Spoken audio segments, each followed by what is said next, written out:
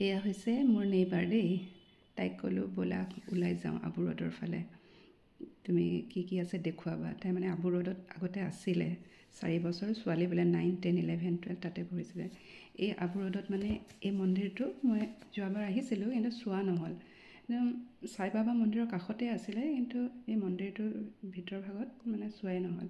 আজিও আকৌ বন্ধই আছে দেই, তলা বন্ধ মানে দুপৰীয়া যে গৈ পালোঁ আমি, সেইকাৰণে বন্ধ আৰু মানুহ নাছিলে। এতিয়া সেইদিনাখনে বহুত মানুহ আছিলে ইয়াত। মই আকৌ ভাবিছোঁ সাই বাবাৰ মন্দিৰলৈ অহা মানুহখিনি ইয়াতে ৰৈ আছে নেকি। ইয়াতে শনিদেৱৰ মূৰ্তিও আছে দেই এইখিনি জেগাত। এই নৱগ্ৰহ যে আমাৰ নৱগ্ৰহৰ বনোৱা আছে সেইখিনি ভিতৰত, তলা বন্ধকাৰী সোমাব নোৱাৰি, ফাঁকেৰে চালোঁ আৰু শনিদেৱৰ মূৰ্তি এটাও আছে ভিতৰত। তাৰপিছত এয়া হৈছে সাই বাবা। সাই বাবাৰ ভিতৰৰ ভাগ চৰাটো দেখা পালেই আৰু যোৱাবাৰ এইটো এইখিনি সন্মুখখিনি। তাৰপিছত সেইফালে শিৱ মন্দিৰ এটাও আছিলে, সেইফালে গ'লোঁ কিন্তু ভিডিঅ' লোৱা নহ'ল। তাৰপিছত তাই ক'লে ভদ্ৰকালী মাতাজী মন্দিৰ এটা আছে, অকণমান ভিতৰত সোমাব লাগিব মানে চিটিৰ পৰা অকণমান ভিতৰলৈ। মই কৈছোঁ ব'লা যাওঁ। তাৰপিছত তাই লৈ গ'ল। তাই বোলে বহুত বছৰ অহা নাই। তাৰপিছত এয়া হৈছে ভদ্ৰকালী মাতাজী মন্দিৰ। ইমান ধুনীয়া জেগাত আছে নহয় মন্দিৰটো মানে সেই পুৰণা ভাগে আছে, একো ঠিক কৰা নাই আৰু তেনেকেই আছে। ইয়াতে বোলে ৰামজীয়ে যেতিয়া বনবাস হৈছিলে, বনবাসত আছিলে তেখেত, যে ৰামজী ইয়াতে মানে আহিছিলে, ইয়াত ধ্যানত আছিলে আৰু এই জেগাখিনিত। সেইকাৰণে তেনেকৈ বুলি কয় আৰু ইয়াৰ মানুহবিলাকে।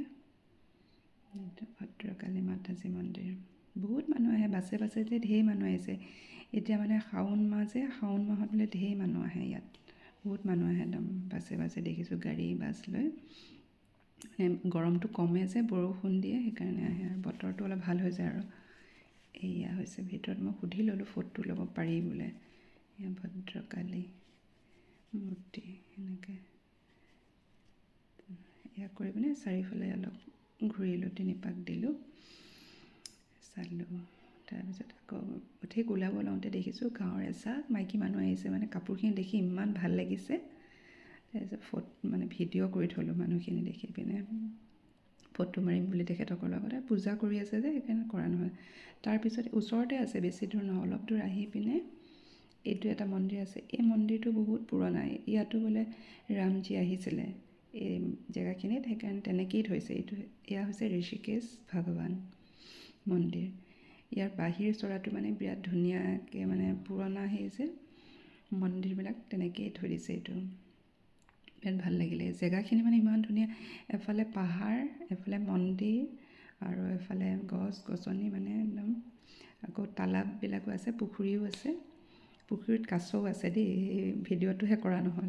কাষত এটা পুখুৰী বনাই থৈছে আৰু তাত আমাৰ সেই কামাখ্যাত হাজোৰ হয়গ্ৰীৱ মাধৱ মন্দিৰত যেনেকৈ কাছ থাকে তেনেকুৱা কাছবিলাক আছে।